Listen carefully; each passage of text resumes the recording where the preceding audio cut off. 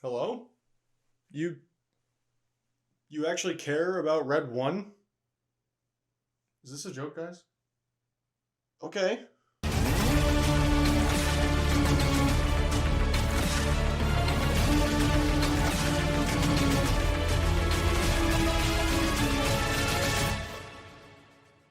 So Red 1 is a film that I've had on my radar for a while, and not necessarily because I was excited about it, but because I was morbidly curious what this was supposed to be. I heard The Rock and Chris Evans were going to be in a Christmas action movie, and I just had to know what that is. The film was announced, I want to say, like 2 years ago with an intended release date on Amazon Prime in 2023. Got delayed a year, suffered a bunch of production setbacks, and yeah, here it is, a super expensive movie that just about nobody cares about. And I think The Rock certainly tarnished the reputation of this film before it even released. I mean, months ago we were hearing about how he was constantly late to set, like 8 hours every day, and was pissing in bottles and leaving it around for people to find and making people mad. Like, I don't know what was going on, but it did not sound good. Speaking of The Rock, he is not a great actor in this at all. I mean, I've never really thought that he was an excellent actor. I mean, he's a wrestler, so there's a little bit of theatrics involved in that. I would have hoped he could carry some of that over.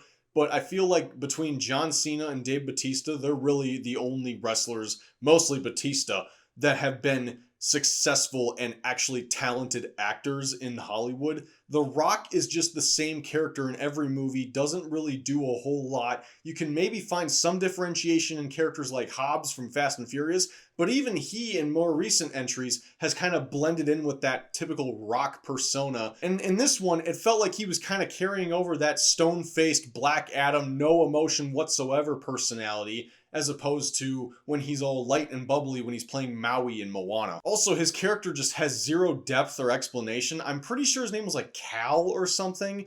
He is basically like Santa's bodyguard in a way, or at least him and the ELF force is protecting Santa when he's on his, Christmas runs and everything. Problem is, he doesn't get really any explanation as to what he is. You got all these different creatures around the North Pole, the elves and the trolls and the polar bear dude, but when it comes to him, he just looks like a human, but he's not a human, and they don't really explain it. I mean, at one point, he says something about how he's been the reigning champion of something for 183 years or something like that. Then when Chris Evans asks him if he's human, he simply goes, "Do I look human?" And then they never talk about it ever again. I could have missed something entirely possible. Please let me know in the comments down below, but I don't remember them saying what he is at all. He's also basically Ant-Man because he's got this thing on his arm that can shrink anything and grow it to actual size just like Ant-Man does. He's also got it on his boot, so he just clicks his heels and he shrinks down and then is able to spring back up and punch people.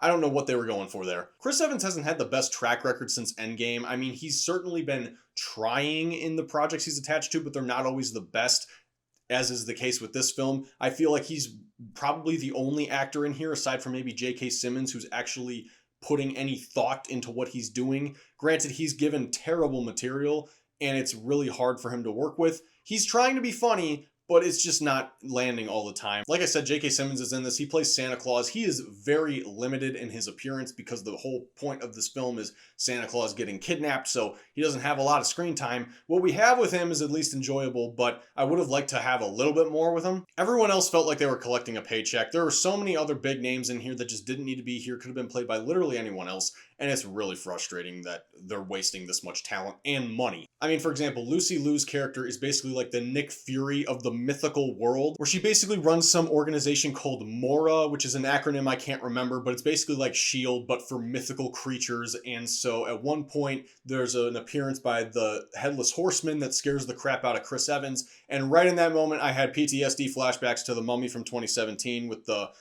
Jekyll and Hyde and all the different, the vampire skull and the swamp creature's arm. And I'm like, oh no, are we setting up a franchise right now? Thankfully, that was it. But I feel like they were intentionally leaving the door open in the off chance that this succeeded and they were able to do something with it. Honestly, this film is just like about 30 minutes longer than it needed to be. I feel like if this was a 90-minute cartoon, it could have been a lot of fun. I don't know why people are sleeping on animated films, especially when it comes to Christmas movies. I think that would have been a lot more fun. Christmas action animated film would have had so much more style and personality with it. And as a cherry on top, you could maybe, leave The Rock out of it just so that doesn't tarnish it anymore. But as for the film we have, it kind of starts out cringe. We have this prologue with Chris Evans' character where they're trying to demonstrate that he is a bad guy. He's not nice and he's selfish and whatnot. The first thing they show him do is take candy from a baby.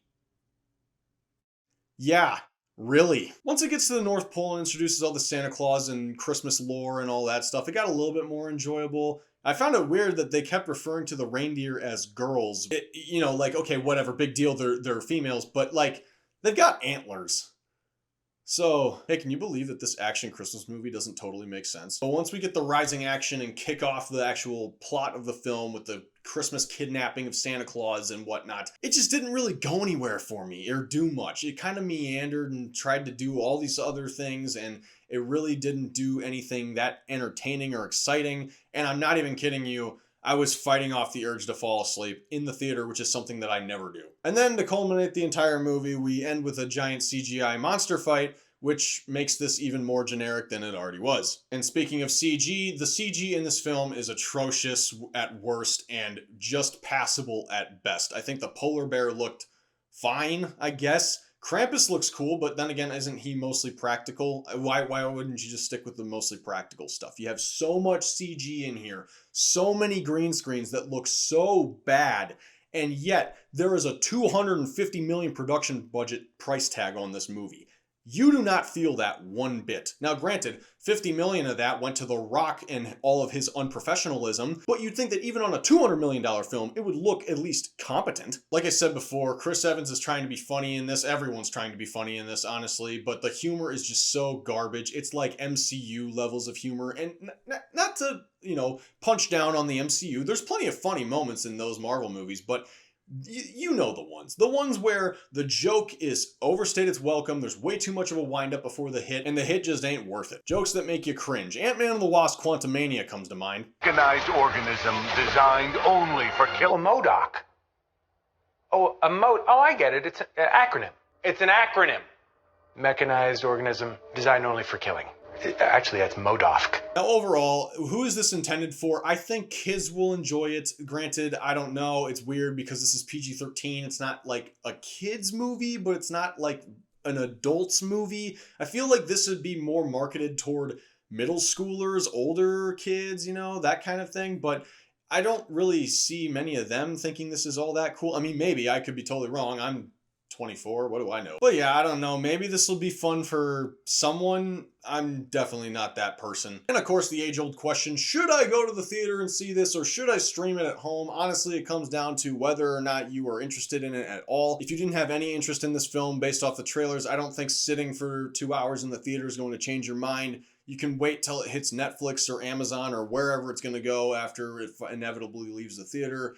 And even then, I don't think you're going to be all that wowed. If I can offer any other recommendations, if you really want to see a Christmas movie starring J.K. Simmons as Santa Claus, watch Klaus on Netflix from 2019. Incredible film. And if you want a Christmas-themed action movie that's R-rated, it's really stylistic, and goes for the throat on what it's trying to deliver, highly recommend Violent Night starring David Harbour from 2022. And as for a final score of this film, I think I'm just going to have to give it a 5. Nothing amazing, nothing insulting. I've seen way worse this year, but I've seen infinitely better as well. Let me know in the comments what you thought about it, whether you saw it and you hated it, you saw it and you loved it, or you're just not even going to bother with it. I would love to hear how we differentiate in our opinions, but just be respectful about it. Don't go at each other's throats in the comments. Just a movie after all, not the most important thing in the world. However, I will say drop a like on this video if you like this review, and if you want more reviews like this in your feed, then please subscribe to this channel. Hit the notification bell so you know when I post new stuff. And I have a challenge for you. I don't think that you're capable of going to the description and following me on all 4 of my social media platforms: Instagram, Letterboxd, Serialized, and Gigi. Only the brave, only the bold will do these things and follow me on all these platforms where I post movie reviews, TV show reviews, and video game reviews. All those links are in the description down below, and only the bravest of warriors will follow me on all those platforms at no additional cost. But until next time, guys, God be with you, and take care.